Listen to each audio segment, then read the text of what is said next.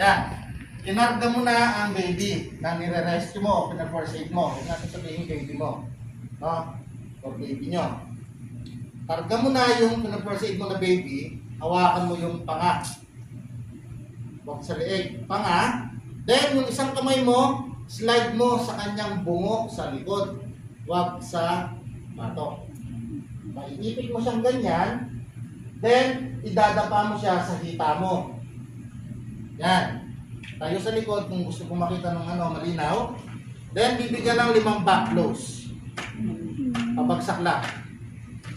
5. Sunod, after nun, ililipat mo siya sa kabilang hita. Bibigyan mo siya ng 5 chest thrust. Ganito, oh. Pero nakahiga siya dito sa hita mo. 5 yan. After nyan, uulitin mo yan. Paulit-ulit ka dyan. Okay? Mawalan siya ng malay. That's the time pwede mo siyang ihiga sa sahig or sa lamesa. Huwag sa kutsyon o kama. Kasi dito ka na mag-CPR. Nawalan na ng pulso yan. Kasi may bara, hindi na makahinga. Tama ba? Mag-CPR ka na dito. Hindi ka pwede mag-CPR sa kama. Kasi tumatalbog lang yan. Paano CPR? Sa baby, pwedeng gamitin to. Kung malakas yung daliri mo. Pero kung kayo mga babae, mahaba ang kuko nyo, hindi pwede. So, ganito. Habang nakahiga, tataas ko lang para makita nyo. Gagamitan nyo ng hindalaki. Kahiga yung baby, then CCPR mo siya dyan. Pakagayahin nyo ako, nakatayo yan ha. Kasalubong kayo sa akin, sir, CCPR ko na yung baby.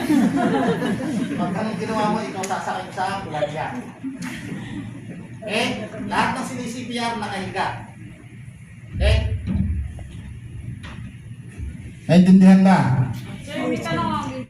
Mag-refill, piga, refill, piga, bilisan mo ngayon. Hinahabol kasi natin dito si brain. Ang brain, pag mawalan ng supply ng dugo na may oxygen sa loob ng 6 hanggang 10 minuto, eto na yung mga pagkakataon na mababa na ang tsansa o wala nang tsansang ma-revive to.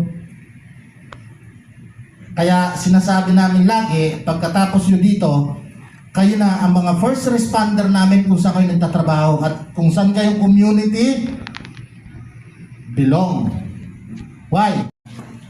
Ano sa mga yan?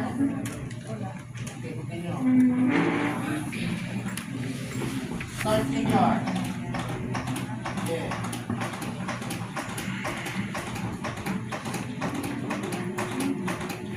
Next. Put out of pressure.